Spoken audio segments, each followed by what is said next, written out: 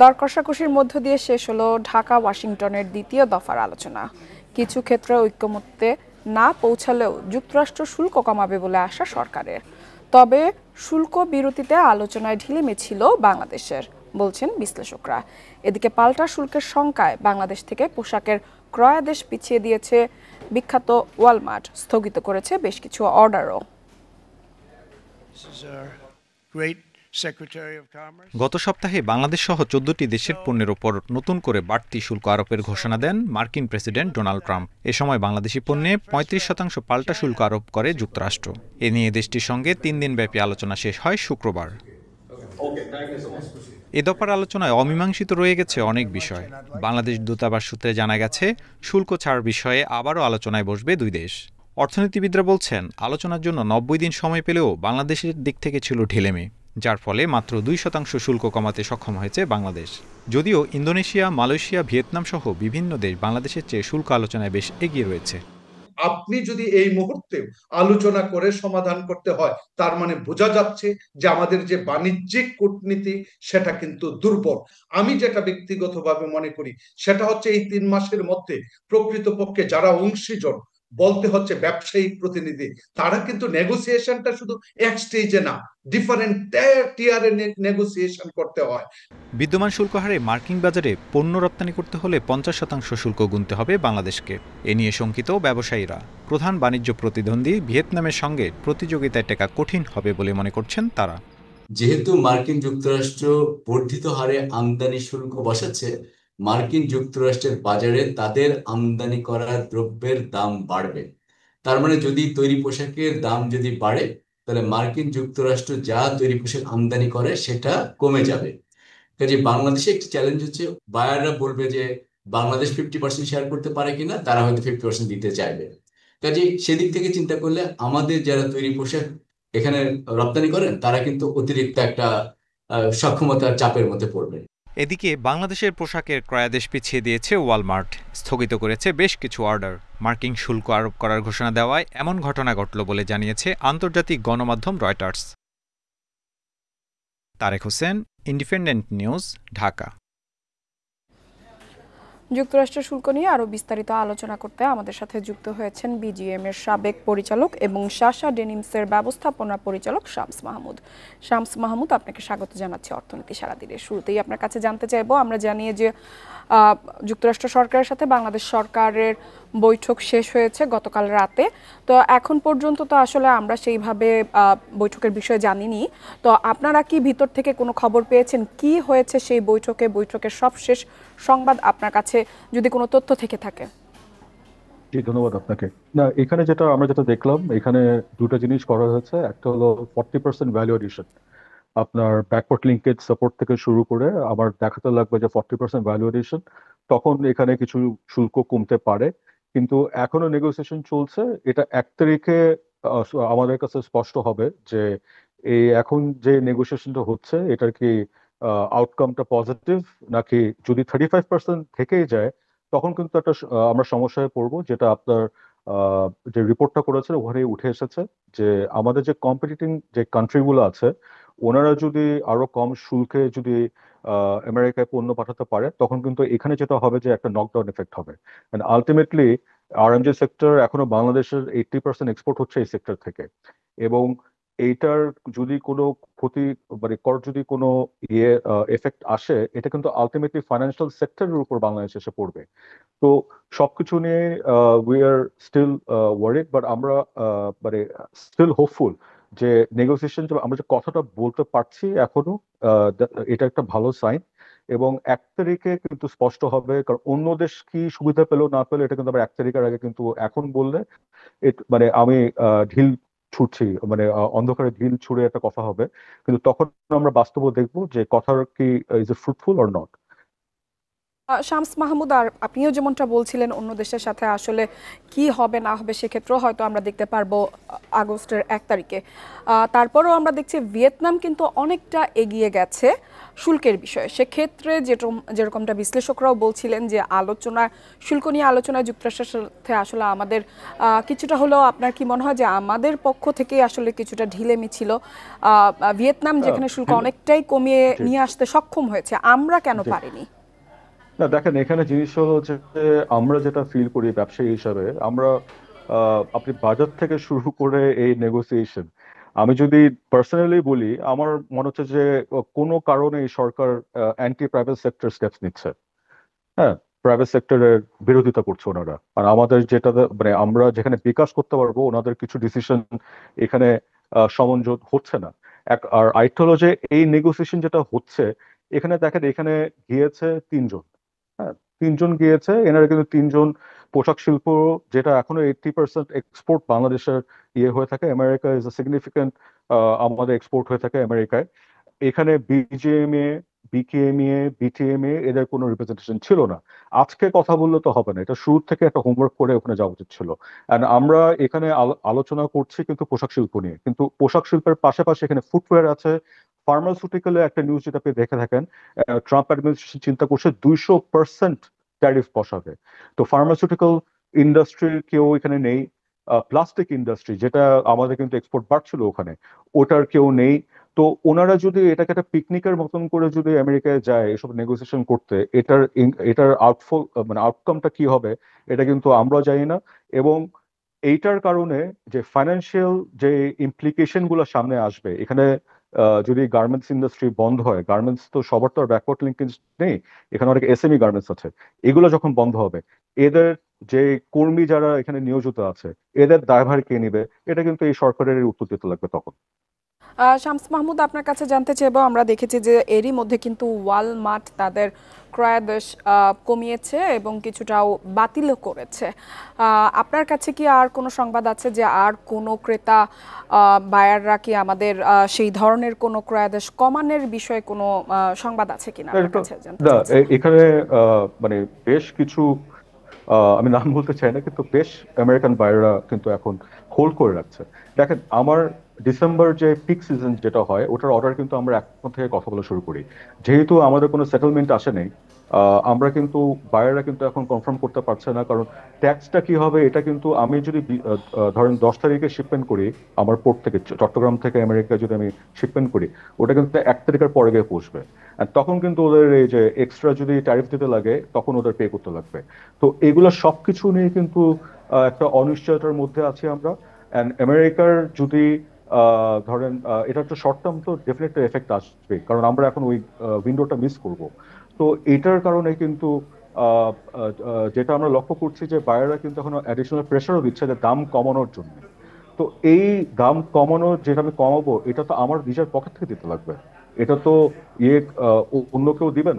তো এইটাও কিন্তু is a failure on part of the negotiation, এটা অনেক আগের থেকে করা উচিত ছিল, যেটা আমরা আনফর্চুনেটলি দেখেছি যে এই সরকার কোনো পদক্ষেপ নেয়নি, অথবা প্রাইভেট সেক্টরের সাথে কার সাথে কি কথা বলছে এটা কিন্তু কেউ জানি না আমরা। এখানে অনেকভাবেই করা যেত জিনিসটা। এবং আরেকটা হলো যে বাংলাদেশের যে এমবাসি আছে ওয়াশিংটন ডিসিতে, ও আমরা যদি, আপনি রিসেন্টলি যদি নিউজ পেপার পড়ে থাকেন আপনারা দেখতে পাচ্ছেন যে foreign ministry has become ineffective. ওখানেও যে উইন্ডো, যে চ্যানেল কমিউনিকেশন গুলো করার কথা ছিল ওগুলো কিন্তু করেনি। ইভেন আপনি দেখেন বিজেএম এর সভাপতি কিন্তু একটা অফার করেছিল যে আপনার লবিস্ট নিয়োগ করার জন্য, ওটারও কিন্তু আমরা কোনো প্রতিফলন দেখিনি।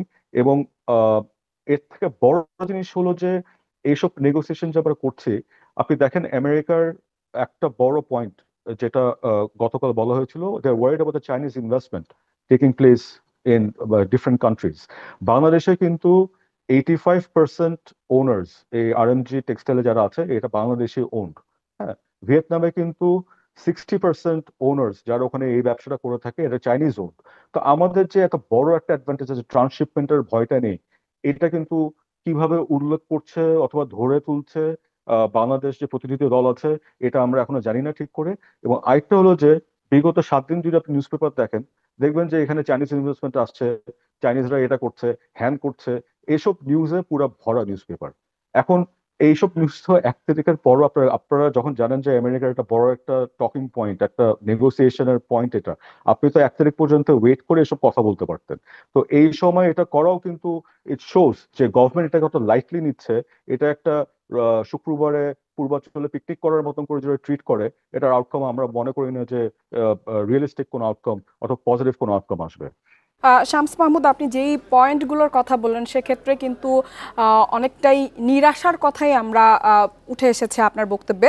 তারপরেও আপনার কাছে জানতে চাইব, ক্রেতাদের কাছ থেকে যে দাম কমানোর বিষয়ে আপনি বলছিলেন, যখন আমাদের দেশে আলোচনা হচ্ছে যে ক্রেতাদের কাছ থেকে কিভাবে দাম বাড়ানো যায়, সেক্ষেত্রে এখন যদি দাম কমানো হয় আসলে কি আমরা খুব একটা লাভবান হব? আমরা কি আমাদের এই তৈরি পোশাক শিল্প ধরে রাখতে পারবো? না, এটা তো একটা কম্পিটিশনের বাংলাদেশের কিছু অ্যাডভান্টেজ আছে, কিন্তু এখন জিনিস হলো যে আপনি এই বাজেটে যেমন যেটা আছে এআইটি, আপনি একদিকে বলছেন ইউএস কটন বাংলাদেশে আসলে ওয়্যার হাউসিং অপরচুনিটি দিবেন, এটার বাড়াবেন, সেল বাড়াবেন, আবার অন্যদিকে আপনি 2% এআইটি বসিয়ে দিবেন। তো কন্ট্রাডিকশন যেটা হচ্ছে, এই জিনিসগুলো সব কন্ট্রাডিকশন যতক্ষণ ধরে থাকবে, আপনি যতই ভালো পলিসি নেন, কিন্তু কন্ট্রাডিকশন যখন থাকবে তখন কিন্তু পলিসি ভালো কিছু সুফল নিয়ে আসবে না। শামস মাহমুদ, আমাদের সাথে যোগ দেওয়ার জন্য আপনাকে অসংখ্য ধন্যবাদ। ধন্যবাদ। চলে যাচ্ছি পরবর্তী সংবাদে। চলতি বছরের প্রথম 3 মাসে নেট বিদেশে বিনিয়োগ এসেছে 86.46 লাখ ডলার। আগের বছরের একই সময়ের চেয়ে যা 114.31% বেশি। আগের 3 মাসের তুলনায় যা বেড়েছে 76%। সম্প্রতি বাংলাদেশ ব্যাংকের প্রতিবেদনে এ তথ্য উঠে এসেছে। রাজনৈতিক অস্থিরতা, গ্যাস বিদ্যুতের সংকট সহ বিভিন্ন কারণে দীর্ঘদিন ধরে প্রত্যক্ষ বিদেশি বিনিয়োগ বা এফডিআই এ মন্দাভাব চলছিল। গত বছরের শেষ 6 মাসে তা 71% কমে যায়। তবে চলতি বছরের প্রথম 3 মাসে এফডিআই আসার হার বেড়েছে। বাংলাদেশ ব্যাংকের হিসাব অনুযায়ী চলতি বছরের প্রথম 3 মাসে দেশে মোট 158 কোটি ডলারের এফডিআই এসেছে। এর মধ্যে 71 কোটি ডলার ফেরত নিয়ে গেছেন বিদেশি বিনিয়োগকারীরা। সেই হিসেবে গত জানুয়ারি থেকে মার্চ সময়ে নেট এফডিআই এসেছে 86 কোটি ডলারের বেশি।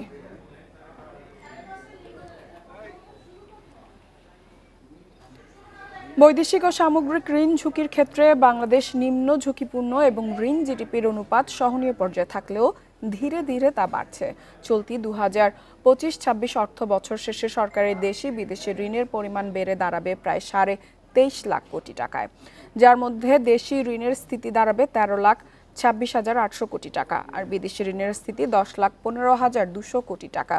চলতি অর্থবছরের বাজেট উপলক্ষে অর্থ বিভাগের পক্ষ থেকে প্রকাশিত 3 বছর মেয়াদী মধ্যমেয়াদী সামষ্টিক অর্থনৈতিক নীতি বিবৃতি পর্যালোচনায় এ তথ্য পাওয়া গেছে। বিবৃতিতে অর্থ বিভাগ প্রকলন করেছে 2026-27 অর্থ বছর শেষে সরকারের ঋণের পরিমাণ বেড়ে দাঁড়াবে 26,03,200 কোটি টাকা।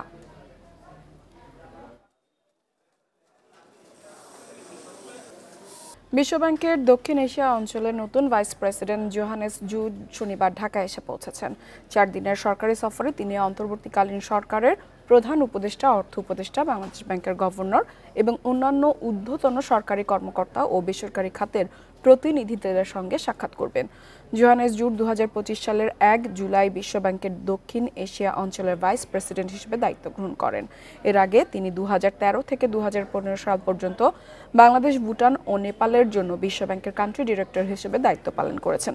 তারও আগে তিনি ব্রাজিলের জন্য বিশ্বব্যাংকের কান্ট্রি ডিরেক্টর হিসেবে কাজ করেছেন।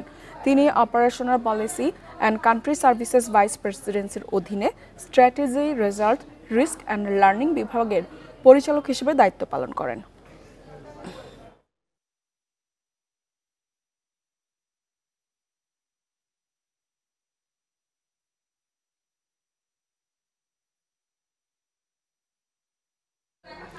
পতন কাটিয়ে ঊর্ধ্বমুখী ধারায় ফেরার ইঙ্গিত দিয়েছে দেশের শেয়ার বাজার। ফলে গেল সপ্তাহে টানা 5 দিন ধরে বেড়েছে ডিএসইর প্রধান সূচক। এতে সপ্তাহ জুড়ে দাম বাড়ার তালিকায় নাম লিখিয়েছে 300-ও বেশি প্রতিষ্ঠান। ফলে বেড়েছে মূল্যসূচক ও বাজার মূলধন।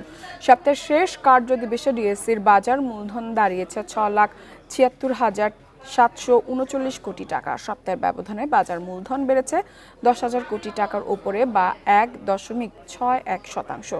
এ সময় ডিএসইর প্রধান সূচক ডিএসইএক্স বেড়েছে 173 পয়েন্ট বা 3.5% বেশি। বেড়েছে লেনদেনের গতিও।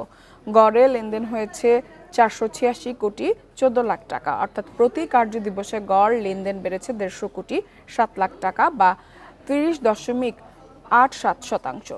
সপ্তাহ জুড়ে ডিএসইতে সবথেকে বেশি লেনদেন হয়েছে ব্র্যাক ব্যাংকের শেয়ারের।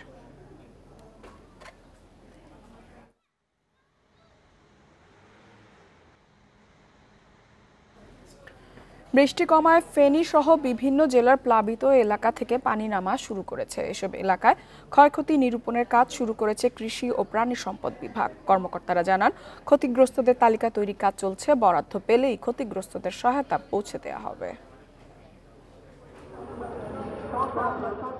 ফেনীর ফুলগাজী ও পরশুরামে বন্যা পরিস্থিতির উন্নতি হলেও ছাগলনাইয়া সদর ও দাগনভূঞা উপজেলার কিছু অংশ তলিয়ে আছে।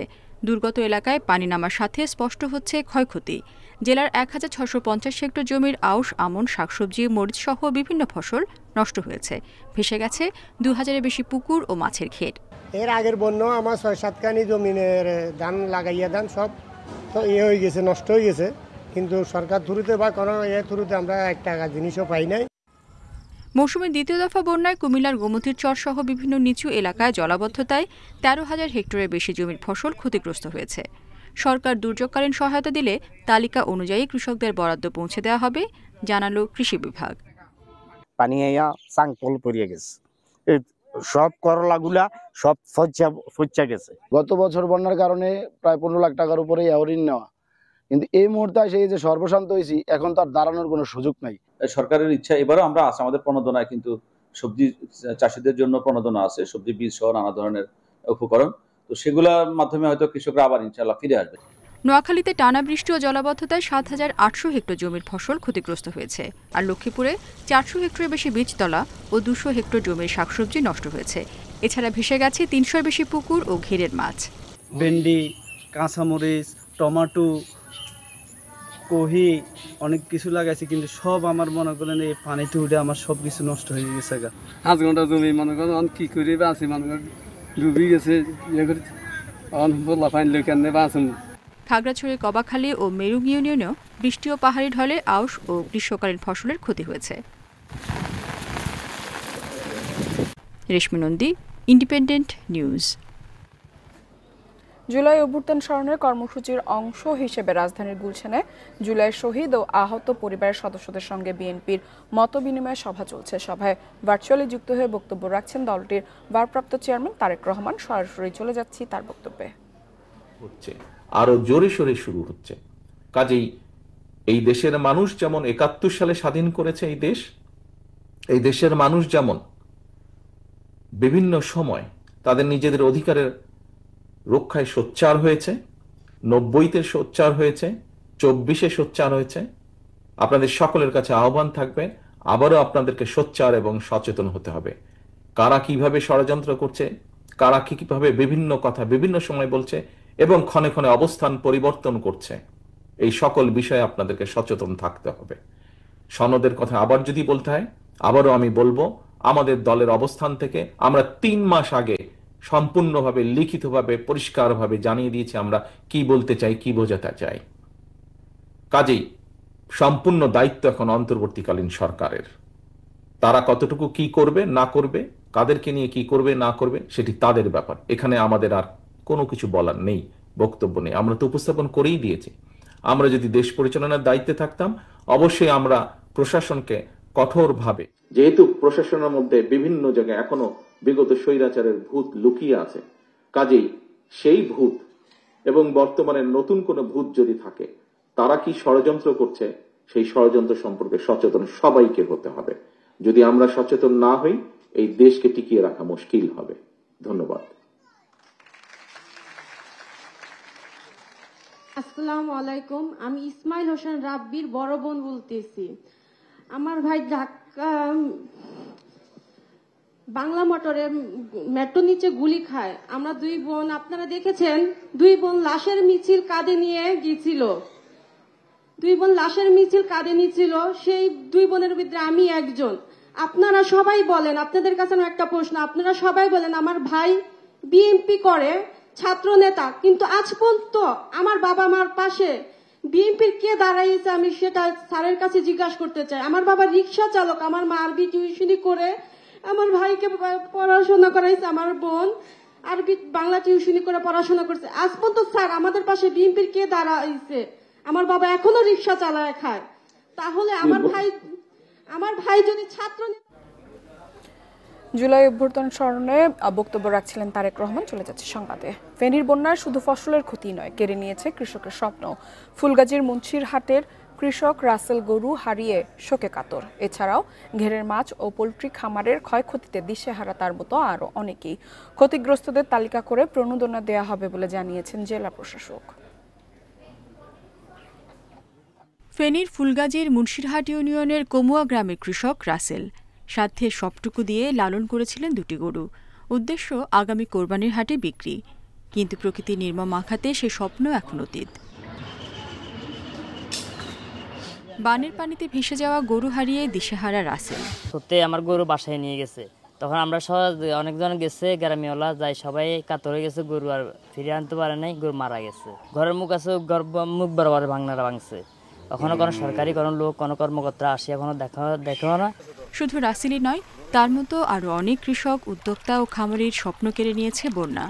একটা জায়গাতে 4-5টা রাখছি, তো ওই চাবাচাবি করে অনেকগুলো মুরগি নষ্ট হয়েছে। বাড়িতে পানি উঠছে, গরু ঘরেও পানি, আর থাকার ঘরেও পানি, বাচ্চা কাচ্চা নিয়ে বহুত কষ্ট হইতে আছে। ক্ষতি পুষিয়ে নিতে ক্ষতিগ্রস্তদের তালিকা করে সে অনুযায়ী প্রণোদনা দেওয়া হবে বলে জানিয়েছেন জেলা প্রশাসন।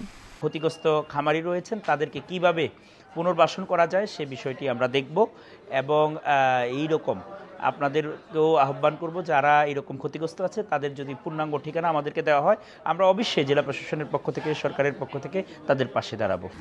এবারে বন্যায় 2000-এর বেশি পুকুর ও মাছের ঘের ভেসে গেছে। প্রাণী সম্পদে এখন পর্যন্ত প্রায় 65 লাখ টাকার ক্ষতি হয়েছে।